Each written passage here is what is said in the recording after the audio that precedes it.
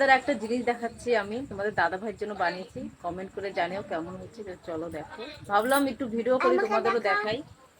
জিনিসটা বানিয়েছি, এবার এখানে আমি ইউটা দেব। তো ওই দেখো আমার লেখা হয়ে গেছে, এখানে কি লেখা আছে, আই লাভ ইউ। কেমন লাগছে রুটিটা, এটা তোমার দাদা ভাইকে দেবো, তারপরে দেখি ওর রিয়াকশনটা কি হয়। দেখো তোমাদের দাদা ভাই এখন খেতে বসেছে রাতের খাবার। এখানে দেখো আজকে মাংস রান্না করেছি, নাড়া হয়, আর এই যে স্যালাড। রুটির সাথে তো মাংসই খায়, খায় না। খাওয়াটা নাও। বসে বলেছে, একটু করছে, আর আমিও খেতে দিচ্ছি সবাইকে। তো চলো দেখি তোমার দাদা ভাই কি করে। দেখি তোমার দাদা ভাই কি করে, কিছু বোঝে নাকি। কি কি বোঝার কথা কইনি জীবনে এইসব নিয়ে কি কইরা যে সংসার করো। আমি হলে তো একটা বাড়িতে আবার আই লাভ ইউ লাগছে।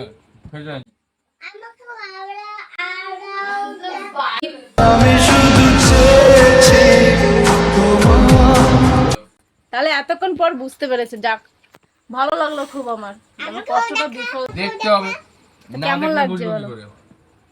সুন্দর। তো বন্ধুরা বলো কেমন হয়েছে। রাগ করে থাকে এরকম একটা লাভ রুটি বানিয়ে দেবে হাজবেন্ড, একদম কখনোই না।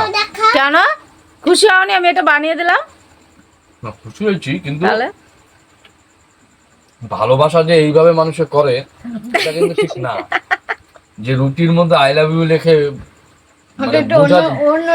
অন্যরকম টাইপের ভালোবাসা, যে আমি তোমাকে ভালোবাসি। কেন ভালোবাসা আবার এটা তো আমার পেটেই চলে যাবে, এটা ভালোবাসা। আর এখানে দেখো মুনু কি বলছে দাদাকে। যাক, আমি তো কাটছি না, ভালো, আমি খাবো না এটা। কি বলবো, সোশ্যাল তো মিডিয়া। ঠিক আছে, আমিও খাবো না। দেখো মাম্মাম দুষ্টু করছে। আমিও খাবো না। টাটা।